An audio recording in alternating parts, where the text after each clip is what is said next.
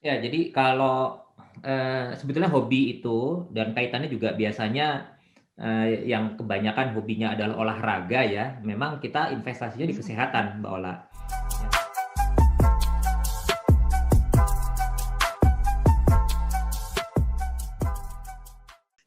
Hobi itu kan sama dengan investasi kebahagiaan. Kedudukannya itu gimana sih dengan investasi yang selalu Pak Eko sama Pak Teguh gembar-gemborkan, kita berinvestasi untuk kebahagiaan di masa depan. Nah, kalau gitu nanti kita jadi kayak ya udah nggak imbang tuh. Nah, apa pendapat Pak Eko dan Pak Teguh tentang hal ini? Silakan. Ya, jadi kalau, sebetulnya hobi itu dan kaitannya juga biasanya, yang kebanyakan hobinya adalah olahraga ya, memang kita investasinya di kesehatan, Mbak Ola. Ya, kalau hobi yang lain, sebetulnya hobi sama sih ya, menurut saya dua-duanya lah. Ya, kesehatan itu kan, wellness itu kan spektrumnya banyak ya, Mbak Ola. Ya, kalau nggak salah ada 8 itu spektrum wellness. Jadi ada salah satunya adalah kesehatan jiwa dan kesehatan keuangan.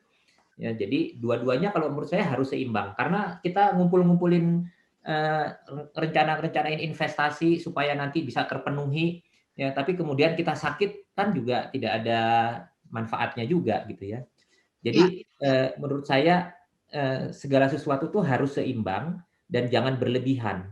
Ya dan kembali kepada konteks finansialnya ya harus ditata sedemikian rupa ya, kalau kita bicara investasi yang finansial, eee, ininya kan dari sisi penghasilan tuh kan misalnya kita disarankan antara 20-30% gitu ya.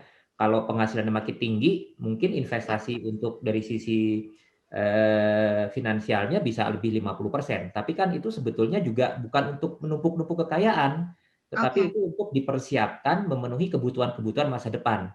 Bisa jadi kebutuhan masa depannya itu adalah termasuk untuk hobi.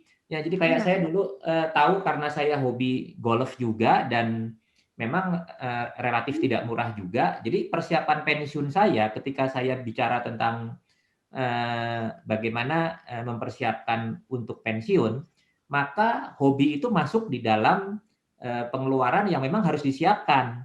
Ya, jadi ya saya bersyukur juga walaupun sudah pensiun masih memang mempersiapkan ada alokasi dana untuk menyalurkan hobi tadi gitu ya. Salah satu, yang menarik ya, tapi, saya, tidak pernah melakukan, istilahnya untuk banyak orang yang istilahnya bertaruh gitu ya, tapi saya Heeh. pikir kalaupun bertaruh itu jangan sampai, berlebihan ya, hanya untuk senang-senang saja dan saran saya kalau menang jangan dibawa pulang. Ya, Oh, oke. udah dihabiskan saja buat Di makan-makan di situ sana gitu ya, bersama-sama atau ya.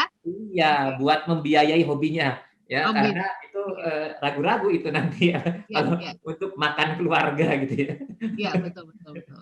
Nah, buat semua listener yang memang, kalau misalkan Anda sering-sering menang ya dan membutuhkan tim menghabiskan, hasil kemenangan Anda, kami bersedia loh ya, saya, Pak Eko, Pak Teguh diundang gitu ya. Kalau misalkan, hobi ini nantinya bisa menghasilkan sesuatu yang produktif begitu, apakah ini dicatatkan sebagai penghasilan nantinya gitu ya? Atau, ini kayak tadi mungkin Pak Eko yang, disampaikan barusan begitu, kalau menang gitu ya dihabisin aja deh langsung gitu. Nah, ini kalau misalkan dari hobi itu, menghasilkan, itu nanti masuknya menjadi sebuah, penghasilan atau bagaimana dalam catatan keuangan kita? Silakan Pak Eko dan Pak Teguh. Ya, prinsipnya begini, kita itu fokus sama hobi kita. Kalau memang hobi kita itu bisa menghasilkan, kita jangan fokus untuk menghasilkannya, tapi kita harus expert di dalam apa yang kita hobi itu. Misalkan hobinya menulis gitu ya.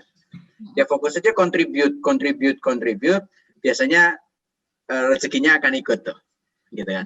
Hobi Anda apa? Hobi Anda ngajar. Ya udah fokus aja kasih ngajar itu dengan terbaik meskipun dengan online dengan apa gitu kan. Itu insya Allah akan follow. Nah, kalau udah ada pendapatan dari situ dan kemudian pendapatannya memang baik gitu ya, ya catat itu sebagai pendapatan.